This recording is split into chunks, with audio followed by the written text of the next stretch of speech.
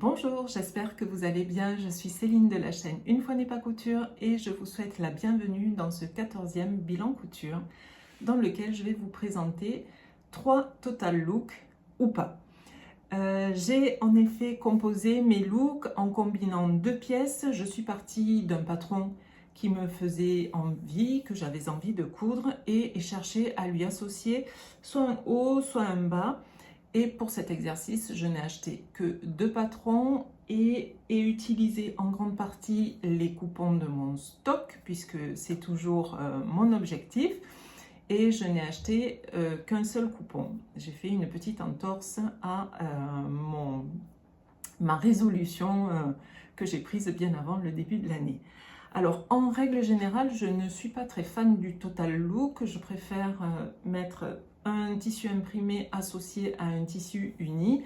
C'est pourquoi dans la vidéo de présentation des modèles portés, j'associerai la pièce imprimée avec, je pense, une pièce unie pour un petit peu calmer le jeu. Je peux d'ores et déjà vous dire que le total look sur lequel je misais le plus est celui qui me plaît le moins. Nous verrons si vous êtes d'accord avec moi ou pas. Sans plus attendre, on démarre. J'ai oublié la tradition.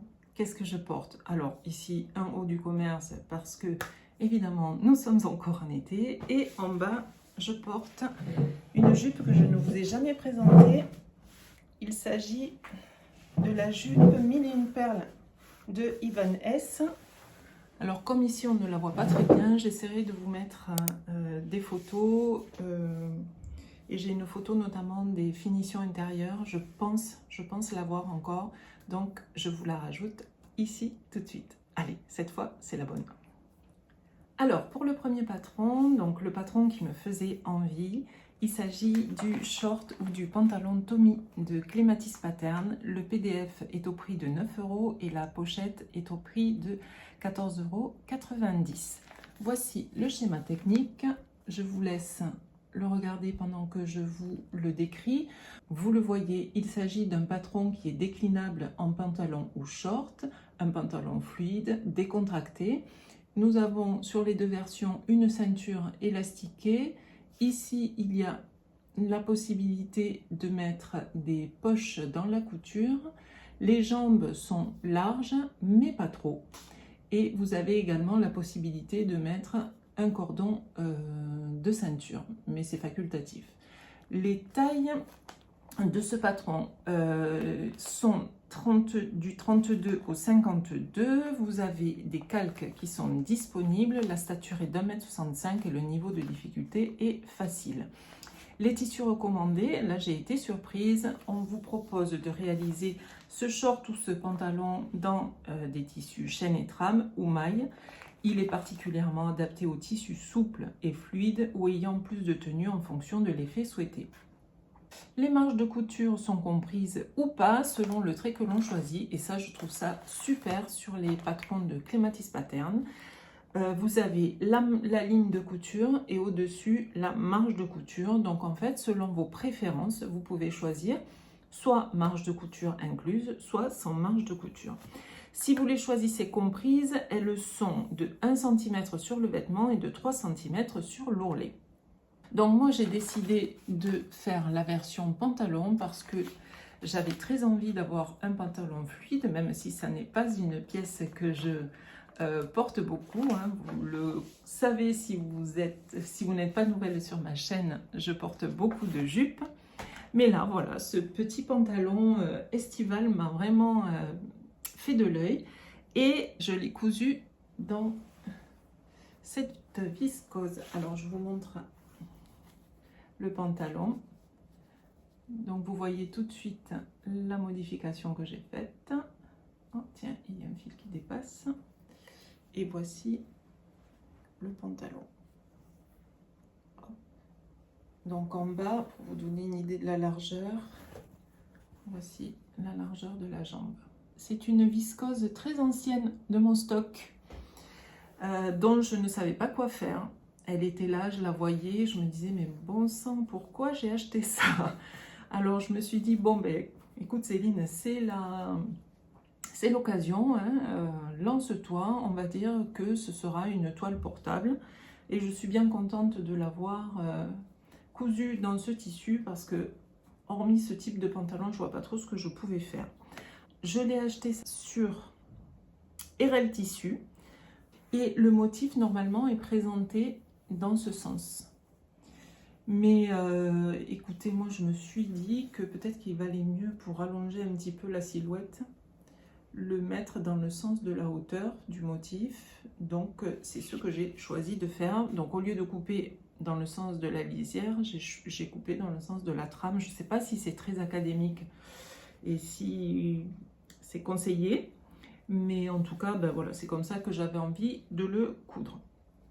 J'ai coupé la taille 42 et donc j'ai remplacé la ceinture dans le tissu par une ceinture élastiquée, un élastique décoratif. Alors je ne sais pas si vous verrez les petits détails. Ah mais non, ça n'est pas celui-là. Je pensais que j'avais mis un élastique pailleté, mais non, en fait c'est tout un élastique tout noir que j'avais acheté également chez RL Tissu et il fait 4 cm. Alors du coup, j'avais noté 2,90 €, mais en fait 2,90 € c'est le prix de celui qui est un petit peu pailleté argenté. Je vous mettrai ici le prix de l'élastique simple. Et j'ai très mal géré la pose de l'élastique. Soyons honnêtes, c'est une catastrophe. Alors déjà, regardez un petit peu la couture qui va et qui vient au gré de ses envies. Alors moi sur l'écran j'ai un reflet, j'espère que vous ne l'aurez pas vous. Voyez, voilà, il y a une couture ici et ensuite pour le coudre, alors l'intérieur, regardez, c'est plutôt propre. Voilà, vous voyez qu'on ne voit pas de surjet, on ne voit rien. Et pour faire monter cette ceinture, j'ai suivi le tuto de la pose d'élastique proposé par Gaëlle Enso sur Instagram dans sa publication du 4 avril 2023. Donc je ne sais pas si on peut mettre les liens des publications Instagram, mais en tout cas voilà, j'ai relevé la date et si ça vous intéresse, je vous invite à aller jeter un petit coup d'œil.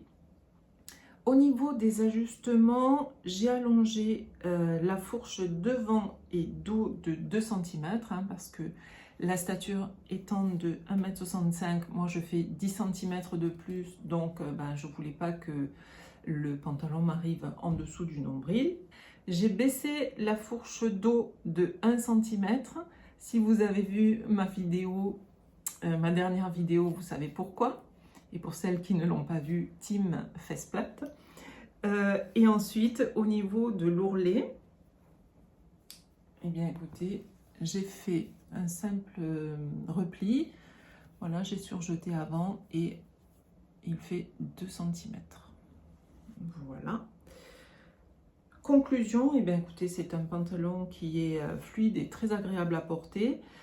Alors, si j'ai oublié de vous dire quelque chose sur l'élastique, je n'ai pas fini. Non seulement les coutures vont et viennent à leur guise, mais en plus, j'ai super mal géré la tension de l'étirement de l'élastique.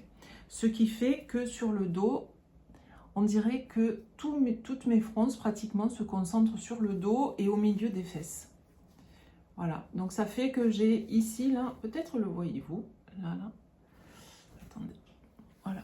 Si je le laisse aller normalement, vous voyez, il y a des plis vraiment qui tombent sur la fesse et c'est vraiment disgracieux. Alors j'essaie chaque fois avec le fer de les aplatir pour qu'ils ne marquent pas trop, mais enfin, comme c'est l'élastique qui est mal posé, il n'y a pas trop de solution.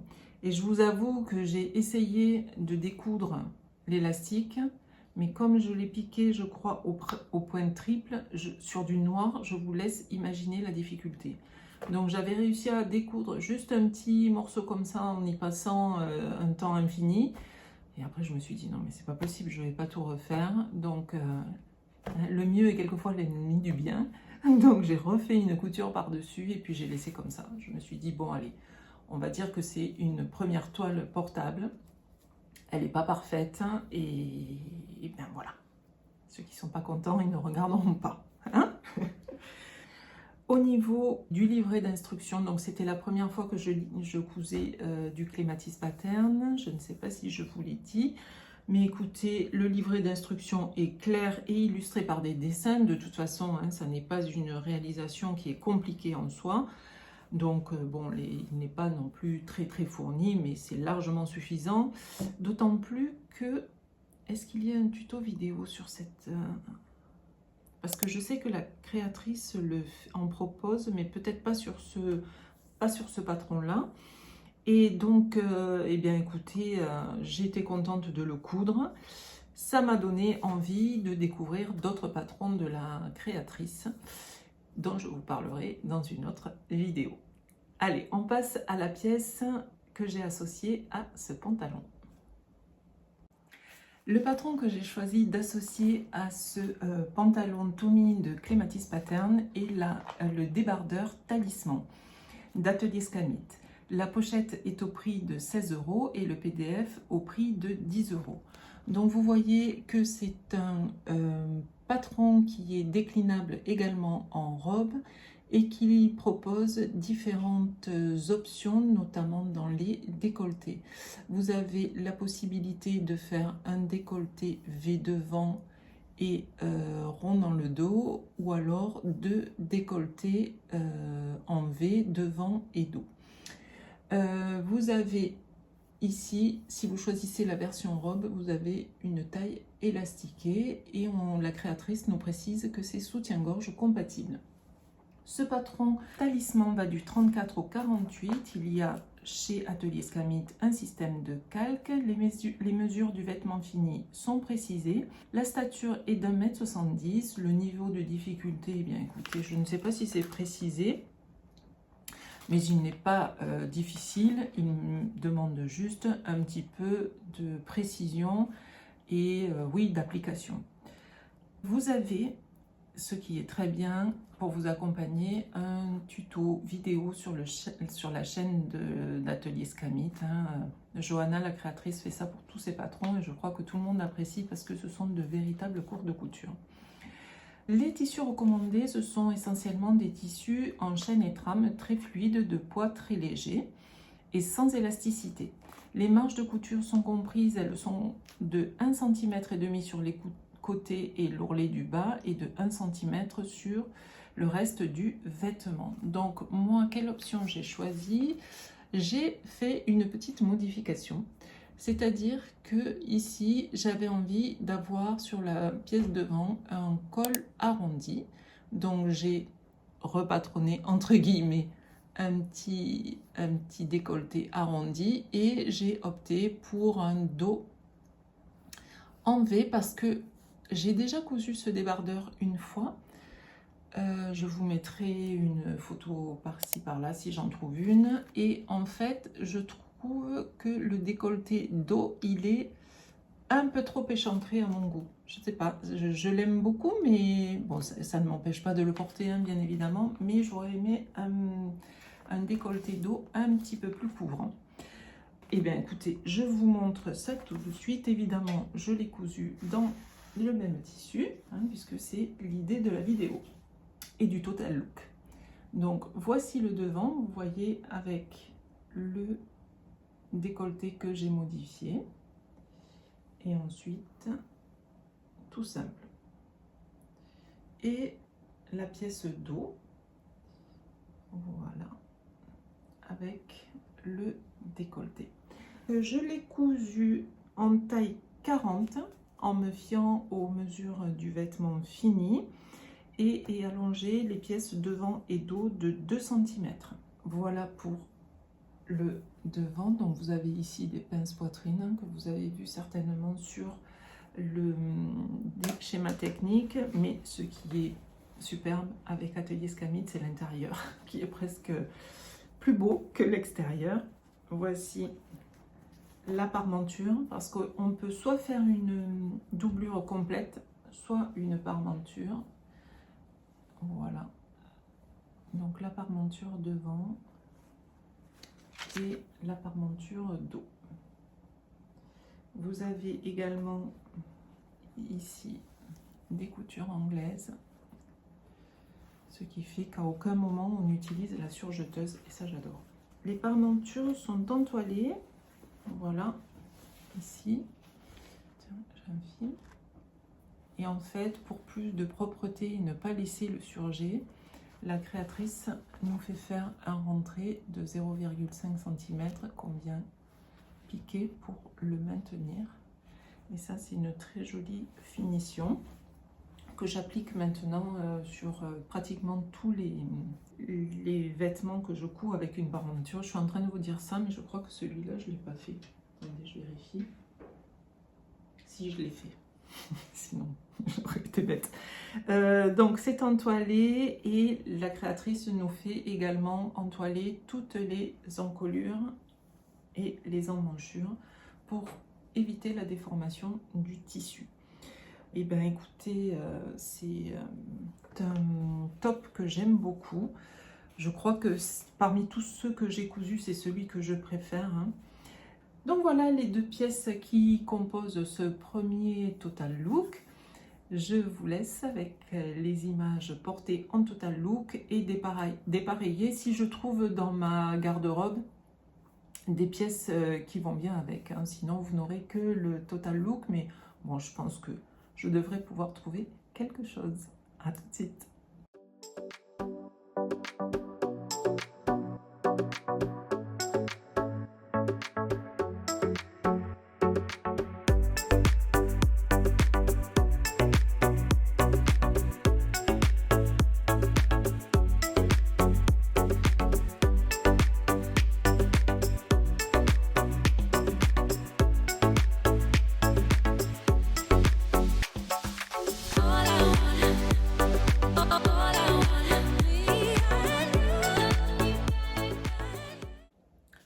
Pour le deuxième total look, le patron déclencheur a été la jupe Equinox des Lubies de Louise, dont le PDF est au prix de 8,90 €. Je vous montre le schéma technique. Donc vous voyez, il s'agit d'une petite jupe taille haute qui se décline en deux versions. La version froncée simple et une jupe foncée volonté. Cette petite jupe se ferme avec une fermeture éclair invisible sur le côté.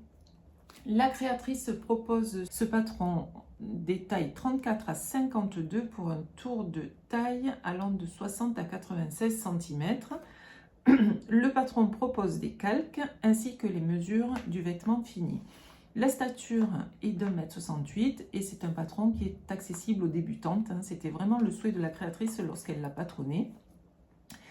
Et pour aider les débutantes à commencer, elle propose un court vidéo qui est disponible sur sa chaîne au prix de 29 €. Les tissus recommandés selon le tombé souhaité sont des tissus chêne et trame tels que la popeline, la double gaze, le jean léger ou alors pour un peu plus de fluidité, la viscose, le tencel et le twill léger. Les marges de couture sont comprises, elles sont de 1 cm. Donc moi j'ai choisi la version volonté qui me plaisait beaucoup et je l'ai cousu dans une chute d'un tissu que j'avais dans mon stock. Donc je vous montre la petite jupe. Alors attendez, je vais enlever le cintre, ça sera peut-être plus simple à manipuler. Donc voici, je me rapproche pour que vous voyez le tissu. Donc il s'agit d'une viscose que j'ai acheté il y a quelques années de ça chez Spotlight en Australie, à Sydney précisément. Et voilà la pièce. Alors non, ça je vous montre le dos puisque c'est à gauche. Donc voici la pièce devant avec le petit volant et la pièce dos qui est identique. Voilà. Alors qu'est-ce que j'ai noté? Donc moi cette jupe je l'ai cousue en taille 42. La ceinture qui n'est pas élastiquée est entoilée. Vous avez ici un zip invisible à poser. Voilà. J'ai allongé les pièces devant et dos, celle-ci là, de 5 cm. Et à la limite, j'aurais pu les allonger au moins de 7 cm parce que vous allez voir, elle est un petit peu courte. Alors, c'est bien dans l'esprit de la jupe, hein. Il ne faut pas que ce soit des jupes qui arrivent sous le genou, hein, ça n'a pas de sens. Mais enfin bon, là, par rapport à ce que j'ai l'habitude de porter, c'est un chouille court pour moi. L'ourlet, alors comme j'étais un petit peu juste au niveau de la longueur, j'ai, comme tout à l'heure, fait un surjet le plus petit possible. Et ensuite, j'ai fait la valeur du surjet que j'ai replié et j'ai, voilà, fixé, enfin cousu. Au niveau du volant, j'ai fait des fronces avec la technique des 2 fils de fronce, tout simplement. Voilà. Alors, hein, ça n'est pas une jupe compliquée, hein. Ce qui est le plus long, évidemment, ce sont les fronces à faire parce qu'il faut faire en sorte de bien les répartir. Je ne sais pas si vous verrez la répartition des fronces, mais bon, elle me satisfait. De toute façon, dans le volume que ça fait, même si elles ne sont pas exactement, s'il y a des petits endroits où il manque un peu des fronces, ça ne se voit pas. C'est une jolie petite jupe qui est parfaite pour l'été. Je ne l'ai pas encore portée parce que j'avais envie de vous la montrer avant, mais j'ai hâte de la porter. Elle est très légère et elle a un joli mouvement. Le livret d'instructions est clair, bien détaillé et illustré par des dessins. Voilà, je la referai très certainement, cette petite jupe. Donc ça, c'est la première pièce. Je vous montre le patron que j'ai choisi pour le haut. Pour aller avec cette jupe Equinox, j'ai choisi de coudre le Caraco d'atelier Charlotte Zou, dont le PDF est à 6 €. Mais les prix vont bientôt augmenter, je pense. Ce patron offre 3 versions que je vous affiche tout de suite. La version A, Caraco à bretelles, V devant et dans le dos. Version B, similaire, mais V dans le dos plus échancré. Version C, style légèrement blouson à la taille et une fente dans le milieu dos. Elle propose également sur son blog un hack pour allonger ce caraco en pièce unique et ne pas l'associer à un bas comme elle le propose sur son site. C'est la version que j'ai choisie. C'est un top qui est prévu pour être doublé, soit une doublure totale, soit on peut, comme je l'ai fait, dessiner une parmenture. Les tailles proposées vont du 34 au 56 avec 2 tailles de tour de poitrine petite et forte. La créatrice propose 3 statures, moins d'1,60 m, 1,65 m environ et plus d'1,70 m. Les tissus recommandés sont des tissus chaîne et trame fluide ou avec un petit peu plus de tenue en fonction du rendu souhaité. Que les marges de couture sont comprises, elles sont de 1 cm sur le vêtement et de 2 cm sur l'ourlet. Pas de surprise, voici ma version. Est-ce le devant? Oui, je vois les pinces poitrine qui sont là, mais vous, noyés dans les fleurs, vous ne les verrez pas. Désolée. Hop, voici le devant. Donc, décolleté V. Et voici le dos. Donc vous avez vu ce patron très récemment sur ma chaîne puisque c'est exactement celui que j'ai cousu dans mon bilan couture homeware dans le tissu Dory Dark qui vous a bien plu ce tissu. Ça m'a fait plaisir. Je suis partie de la version C, celle-ci, pour arriver à cette version là. Donc c'est super bien expliqué, encore une fois, hein, tout le monde peut réaliser ce hack, hein, pas de panique. Vous aurez besoin de 50 cm de tissu principal en laise 140, de ruban droit fil thermocollant, hein, parce que pareil, la créatrice propose de thermocoller toutes les encolures.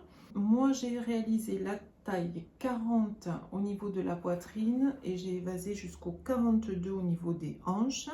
Les pièces devant et dos ont été allongées de 3 cm et j'ai remplacé la doublure, je vous le disais, par une parmenture. Voilà, que j'ai entoilée également. Viseline H180, je le répète à chaque vidéo, mais voilà, je n'ai jamais eu aucun souci. je touche ma tête et du bois.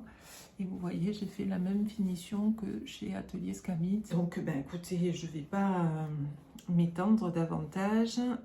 C'est un petit top que j'aime beaucoup, hein, qui est très très agréable à porter. Celui que je porte la nuit, je l'adore. Je remets l'ensemble. C'est vraiment un top qui correspond à mes attentes. Eh bien, je vous montre l'association de la jupe Equinox et du Caraco Atelier Charlotte Ozou. Et toujours pareil, si je peux dépareiller les pièces, je vous montre ça également.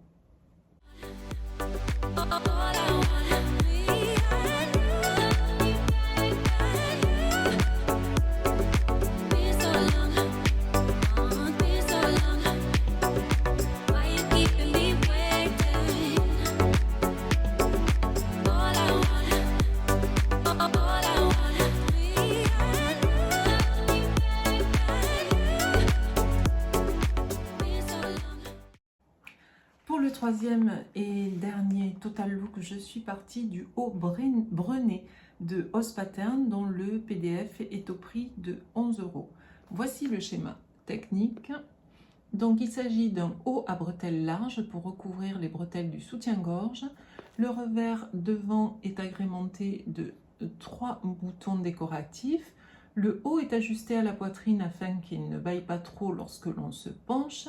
Le dos est droit, ici, et vous avez un bas un petit peu évasé.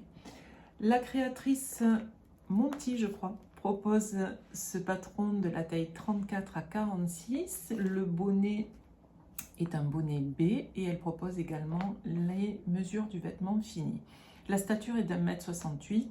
C'est un patron qui est adapté aux débutantes. C'était l'intention ici aussi de la créatrice et elle accompagne la couture de ce haut brené avec un tuto vidéo.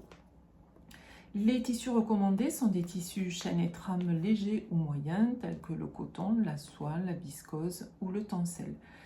Vous avez la possibilité d'utiliser un tissu contrastant pour réaliser le revers. C'est l'occasion d'utiliser ces chutes. Les marges de couture sont comprises, elles sont de 1 cm sur le vêtement et de 1,5 cm sur l'ourlet. J'ai vu ce patron, ça fait longtemps que je le connais, ça fait partie des 2 patrons que j'ai achetés. J'ai acheté celui-ci et j'ai acheté celui du pantalon de Tommy. Les 2 autres, je les avais déjà dans ma Patrontech. Donc à la sortie de ce patron, je l'avais beaucoup aimé. Et en fait, ce qui ne me plaisait pas, c'est ce qui caractérise le patron, c'est le revers. J'aimais beaucoup le décolleté carré devant et dos, les épaules, les bretelles larges, mais vraiment ce revers, je ne m'y faisais pas. Et j'ai eu récemment l'occasion de voir la vidéo de Elsa et son pseudo c'est Poil de chat. Non, Passe-Poil de chat. Passe-Poil de chat. Et en fait, elle l'a cousu. Elle a fait une très jolie version dans un tissu qu'elle appelle genre tapisserie avec de grosses fleurs, de jolies couleurs. Elle l'a associé avec un short et ça va super bien. Et elle l'a cousu justement sans le revers sur la poitrine. Et j'ai dit, mais bon sang, mais pourquoi n'y ai-je pas pensé avant? Voilà, il suffisait d'enlever le revers pour avoir le patron simple et du coup qui me plaisait. Je vous montre ma version. La voici. Donc vous voyez que moi aussi j'y suis allée dans les fleurs là. C'est pas forcément le plus discret. Hop. Alors je vais essayer de vous montrer ça sans faire tout tomber. Voici le devant. Et voici le dos. Alors, attendez, tac, voilà. Il s'agit d'une viscose Water Lily Maple d'Atelier Brunette que j'ai acheté dans un magasin de ma ville, mais qui est disponible à 19,90 € du mètre Sur le site d'Atelier Brunette, j'ai regardé, il me semble qu'il en reste, ou alors c'est la foncée. En tout cas, il y en a sur le site de Rascol, si ça vous intéresse. J'ai cousu la taille 40 au niveau de la poitrine et la taille 38 au niveau des hanches, parce qu'en fait, j'ai vu que le patron part comme ça, hein, en évasé. Donc moi, comme mon idée, c'était de le rentrer dans le bas qui va aller avec, je ne voulais pas que ce soit trop blouse, enfin trop que ça blouse trop, je vais y arriver. Et donc j'ai regardé les mesures du vêtement fini et j'ai vu que ça passait en taille 38, donc j'ai fait la taille 38 pour le bas et c'est parfait. J'ai allongé les pièces devant et dos de 3 cm. J'ai coupé les bretelles en taille 40. Alors la créatrice recommande de les entoiler, mais écoutez, cette viscose elle est un petit peu particulière. Je ne sais pas si vous avez eu l'occasion de la toucher, mais elle est beaucoup moins fluide que les viscoses que l'on a l'habitude de voir sur le marché. Et regardez un petit peu l'intérieur. Enfin, vous voyez, on voit vraiment le tissage. Et j'ai regardé, le poids, elle fait quand même 120 grammes par mètre carré, donc ce n'est pas non plus, on ne peut pas dire qu'elle soit lourde, mais elle a comme un toucher un petit peu coton. C'est assez curieux. Alors j'ai bien vérifié, il s'agit de viscose. Donc tout ça pour revenir à mes bretelles que j'ai décidé de ne pas entoiler parce que je trouvais que la viscose se tenait bien. Finalement, la difficulté de ce patron, eh bien, elle est là. Elle est dans l'ajustement des bretelles. Il faut trouver la bonne longueur pour que les bretelles ne tombent pas, parce que je ne sais pas vous, mais moi, les bretelles qui tombent, ça me rend dingue. Donc, ce que j'ai fait pour éviter que ça ne tombe, eh bien, j'ai décalé les bretelles de 1,5 cm vers le milieu du dos. Il y a à l'intérieur une parmenture. Alors je vous montre, j'en profite pour vous montrer l'intérieur. Voici la parmenture, toujours pareil, entoilée. Voilà, et avec la finition que vous avez déjà vue 2 fois dans ce bilan couture. L'ourlet, eh bien écoutez, j'ai fait, qu'est-ce que j'ai fait comme ourlet? J'ai fait un ourlet de 1,5 cm, voilà, 0,75 de rentrée de 0,75. Ce top me plaît beaucoup au final. Je suis contente de l'avoir cousu. Tout me plaît. Les décolletés devant, dos, l'échancrure des aisselles aussi, j'aime beaucoup. C'est pas une forme qu'on voit souvent. Donc voilà. Et je tenais particulièrement à souligner l'énorme travail qu'a fait la créatrice. Alors tout d'abord, quand on assemble le PDF, écoutez, tout coïncide à la perfection. Hein. J'ai pas eu de problème de décalage. Le livret est soigné, clair, et son tuto vidéo l'est tout autant. Enfin, je vous invite à aller regarder juste pour apprécier. La créatrice a une voix posée, douce, et du coup c'est très agréable à écouter. Donc j'ai vraiment apprécié coudre ce top que je referai également. J'ai un coupon de Liberty dont je ne savais pas quoi faire et je pense qu'il finira en haut brenet. Et vraiment je vous le recommande chaudement s'il vous plaît. Alors à votre avis, avec quel patron j'ai associé ce haut brenet? Un petit indice, c'est un patron que vous voyez souvent sur ma chaîne et que vous avez vu dans le dernier bilan couture. Et oui, j'ai récidivé avec la jupe d'Atelier Brunette, dont la pochette est au prix de 16 € et le PDF au prix de 10 €. Vraiment, je suis désolée, je vous la représente rapidement hein, pour celles qui n'étaient pas là lors des précédentes vidéos et à qui je souhaite la bienvenue. Voilà. Désolée pour les répétitions, hein. Je suis vraiment la monomaniaque de la jupe Atelier Brunette. Donc je vous montre le schéma technique qui se trouve ici. Excusez-moi. Hop. Voilà. Décidément. Donc la voici, une jupe qui est composé de 5 panneaux, me semble-t-il, je ne le sais pas encore par cœur, hein. Vous avez 2 versions, une version boutonnée devant et une version avec des poches devant. La ceinture n'est pas élastiquée et le dos est fermé par une fermeture éclair invisible. Bien, ce patron va du 34 au 46 avec la fonction calque et les tableaux des mesures du vêtement fini. C'est un patron qui est accessible aux débutantes et qui peut être cousu dans du crêpe de viscose, de la viscose, du twill de viscose, des lins coton, de nombreux tissus. Et les manches de couture sont incluses. Elles sont de 1 cm sur le vêtement et de 4 cm sur l'ourlet. Donc on ne change pas une équipe qui gagne. J'ai toujours refait la même version, c'est-à-dire sans les poches devant, hein. Je vous avais dit, c'était très curieux ces poches-là qui étaient juste sur le devant de mes jupes, avec le zip invisible dans le dos. Voici ma version. Évidemment, vous vous attendez au tissu. Voici le devant, donc la ceinture, un joli mouvement et le dos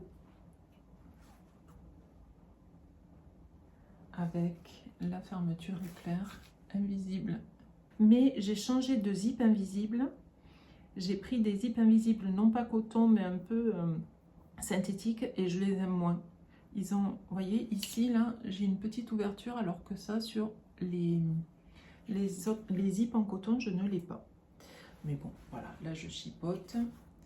Bah, écoutez, je ne sais pas à quoi vous dire que je ne vous ai jamais dit, hein. Je vous ai tout dit, en long, en large et en travers, sur cette jupe. Je la couds en taille 42, je ne fais aucune modification, si ce n'est l'ourlet. Je crois que moi, au niveau de l'ourlet, j'ai un petit cheveu qui me chatouille. Je fais un double rentré de 1 cm. Je vous en ai tellement parlé que j'ai peur de vous saouler avec cette jupe. Mais en même temps, voilà, pourquoi changer un patron qui nous convient parfaitement et qui nous donne pleine satisfaction? Je ne vois pas trop l'intérêt. Donc, eh bien, écoutez, je continue.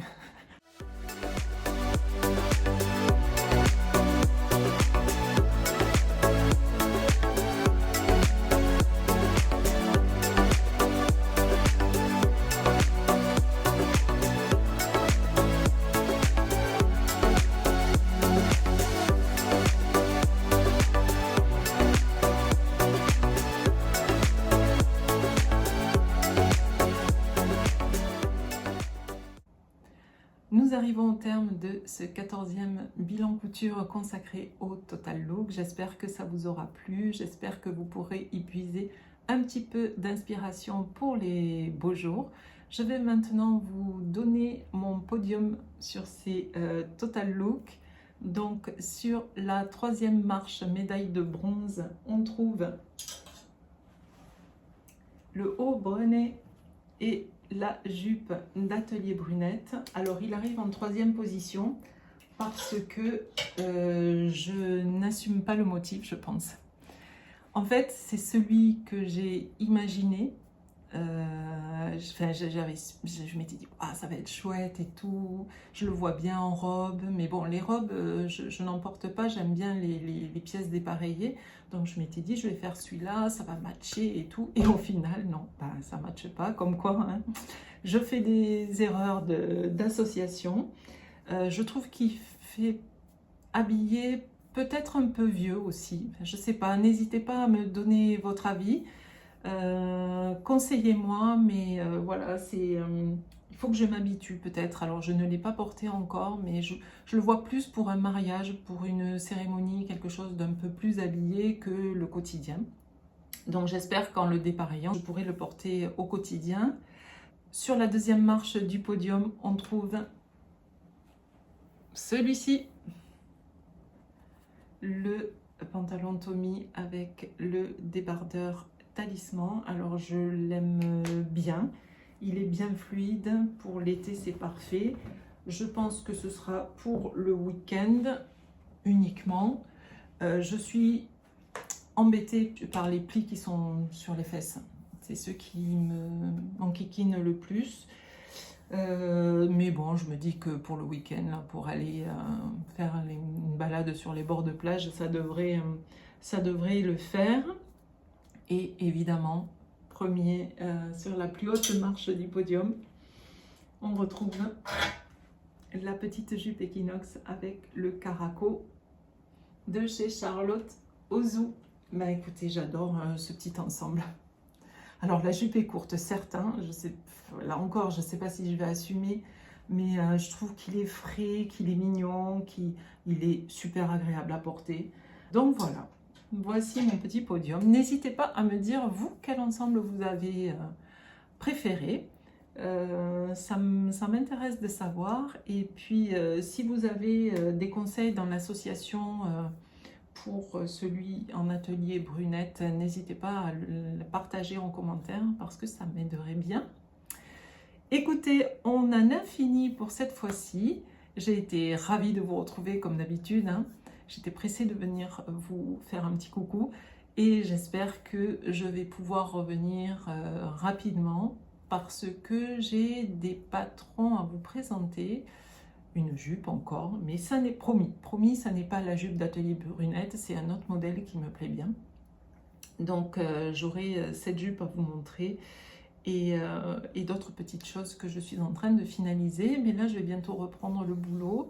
Ben, voilà un petit peu le rush de la reprise et tout ça, donc je ne sais pas quand, de toute façon vous le savez, je ne vous promets rien.